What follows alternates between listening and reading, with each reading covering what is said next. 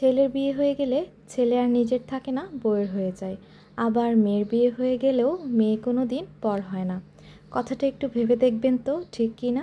আসলে কি জানেন, আপনি যদি মেয়েকে কিছু দেন তাহলে কিন্তু আপনি তার পরিবর্তে কোনো কিছু চান না বা আশা করেন না। মেয়ে সুখে থাকলে আপনিও সুখী। আপনার মেয়ে যদি সুখে থাকে তার থেকেও 10 গুণ বেশি সুখী আপনি হন। আপনার মেয়ের জীবনে সমস্যা আসলে সেটিকে আপনি আপনার নিজের জীবনের সমস্যা বলে মনে করেন এবং নিজের সামর্থ্যের বাইরে গিয়ে তাকে সাহায্য করার চেষ্টা করেন। অন্যদিকে ছেলের পেছনে যত টাকা খরচা করেন আর ভাবেন যে একটা সময় পর গিয়ে ছেলে এর বিনিময়ে কিছু দিবে, অনেক সময় দাবিও করে। মনেও করিয়ে দেন যে তোর পেছনে এত টাকা খরচা করেছি। একটা ছেলের বিয়ের পর বাবা মায়ের সেই ছেলের প্রতি এমন একটা মন মানসিকতা তৈরি হয় যে বিয়ে করেছিস, এখন সব তোর সমস্যা, তোকে একাই সেটাকে ম্যানেজ করতে হবে। বিয়ে করেছিস তোকে আর কোনো সাহায্যই আমরা করতে পারবো না।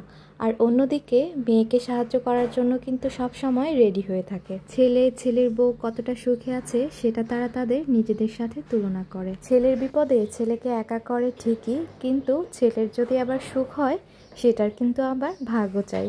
এত পড়াশোনা করানোর পর মেয়েকে যখন বিয়ে দেওয়া হয়, যখন তার পেছনে 10 লক্ষ টাকা খরচ করা হয়, তখন কিন্তু বিয়ের পর তাকে তার বাবা মা বলে না যে তোর পেছনে 10 লক্ষ টাকা খরচ করেছে। অন্যদিকে ছেলেকে যদি ব্যবসা করার জন্য 2 লক্ষ টাকা দেওয়া হয়, সেটা কিন্তু আবার মনে করিয়ে দেওয়া হয় যে তোকে ব্যবসার জন্য 2 লক্ষ টাকা আমরা দিয়েছি।